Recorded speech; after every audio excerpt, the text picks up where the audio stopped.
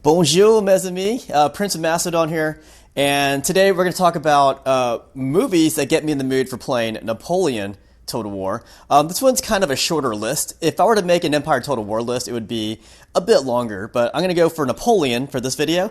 And again, coldest water bottle. If you want to get it, follow the links in the description. Use promo code Macedon to get a discount on your final checkout. All right, so let's talk about Napoleonic movies. Now, I don't have all the movies that I'm going to talk about here, so I'm just going to use screenshots to talk about the other movies, because the other movies, I have them on digital and whatnot. It's kind of funny, when I'm talking, the sound is reverberating between these two things here, and it's echoing in my ears.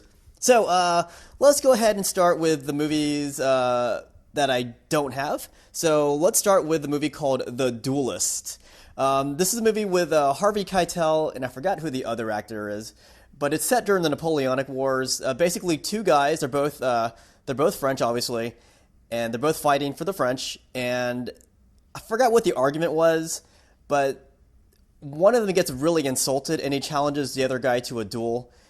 And the duel just gets dragged out throughout Napoleon's campaign. So these guys, they keep seeing each other, but they don't actually duel until much later on. But they just keep seeing each other, and they're always bickering. It's really childish and funny.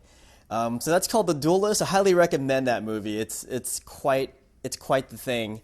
There's two movies here that are kind of similar, but they're really not. One's called Monsieur N. The other is called The Emperor's New Clothes. These are both about Napoleon when he's in exile on St. Helena. So in the first movie, Emperor's New Clothes, it's more of a comedy approach. So basically, Napoleon puts this imposter in his place at St. Helena, and then Napoleon goes back to the continent, and he's trying to basically rebuild his army and just take over. But things happen, and he ends up just living the life of a commoner. But it's cool to see this guy, played by Ian Holmes, set out to achieve his goals as Napoleon would, but set in a commoner's life. So it's pretty cool. He's no longer an emperor. He basically loses all aspirations to become emperor. The other movie called Monsieur N. This one's very serious, and I think it had a French-British production, and it's beautiful. It's very serious. I loved the casting. I loved all the costumes in it. In this movie, it's also a Napoleon in exile, and in this case, the situation's a bit different. But basically, the premise is, what if Napoleon actually escaped the island and we didn't know that? So that's kind of the premise of that.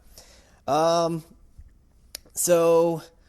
TV series that I don't have, but I have seen it all. I love it. It's called Horatio Hornblower. I forgot the actor's name in it already. But it's basically the Napoleonic Wars from sea. So it's all naval warfare. And it's pretty good.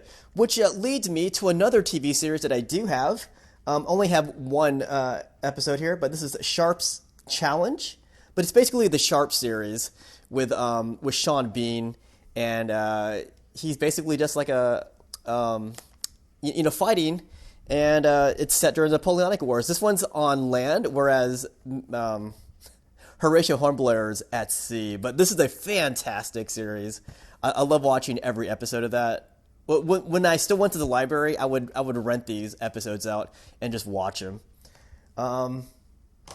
Since I'm talking about Horatio Hornblower, that takes me to another naval movie here. This one's a movie, not a TV show. One of my absolute favorite movies of all time. I'd probably put this in my top 20, but it's Master and Commander, The Far Side of the World, which is based on a book. But the book is set during the Napoleonic Wars, early 1800s.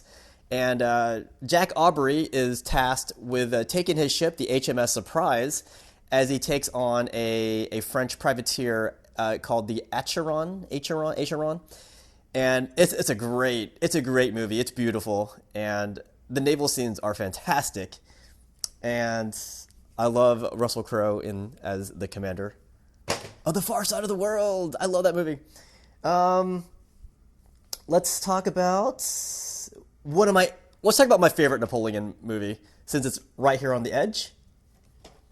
And this is Waterloo. It's in a different language, but it's Waterloo. And this is easily my favorite Napoleon movie of all time. This movie just focuses on the Battle of Waterloo.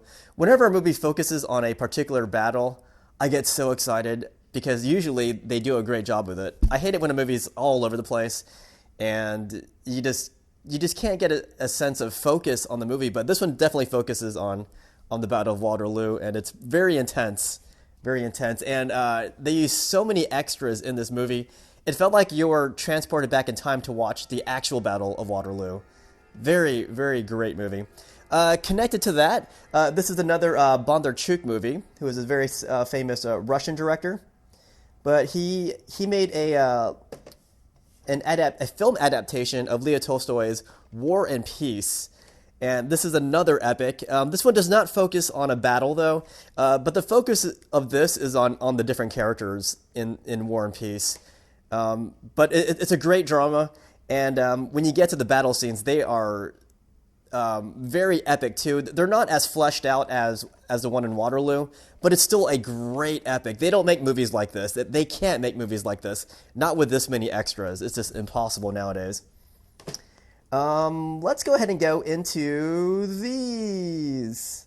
Here's another TV series here. This one's called Napoleon, and this was on A&E. So it's not a movie. It doesn't have, the production values of Waterloo, but it's still a great, biopic on Napoleon himself. And this one does go all over the place about Napoleon's life, but because it's a TV series, they can afford to do that. They can devote episodes to different aspects of his campaign and his personal life. It stars Christian Clavier, Isabella Rossellini, Gerard Depardieu, and a bunch of other great actors. Highly recommend this TV series if you just want to watch a TV show about Napoleon. Gives you a nice sense of who he was. And these aren't really about Napoleon, but it's set during Napoleonic times. The Count of Monte Cristo, which is, I think it's a Dumas book. Oh, wait, I forgot. It doesn't say. Well, it's based on the book, The Count of Monte Cristo. And it stars Jim Caviezel and Richard Harris, James Frain, and Guy Pearce, and some other actors too. But this is a great revenge movie that's set during the time of Napoleon, and it is great. It's a fun movie too. Even though it's about revenge, it actually ends up being a very fun revenge movie, if that's a fun topic. Immortal Beloved, which is about Beethoven. You guys know that Beethoven did compose some pieces inspired by Napoleon, and this is set in Germany, and it's about Beethoven, but it's set during the Napoleonic times. Now, I'm going to talk about three movies that they're very anachronistic, and they're fun movies, but it could be set during the time of Napoleon. The first one I'm going to mention is a time travel movie, Bill and Ted's Excellent Adventure. One of the historical figures they kidnap is Napoleon, and there's a great scene where Napoleon's at this ice cream parlor, and he's pigging out, and then later they lose Napoleon, and then they ask themselves, where would I be if I was a 19th century French emperor? And they're like, Waterloo! It's funny, it's silly, but I'm going to put it in my list anyways, because it's fun to see Napoleon seen in that kind of light. Now, these next two movies, nothing to do with Napoleon. Actually, the next three movies, one of them I don't have. So, Pride and Prejudice, it's set in Britain during the time of Napoleon, but it has nothing to do with Napoleon. It's just set in that time period, and it's a drama. But you can still see British soldiers at points, and it's a really cool movie to watch if you're into period drama. I know a lot of people aren't, but I think it's pretty cool. Okay, now so Hansel and Gretel, and then the other movie which I don't have on disc is Brothers Grimm.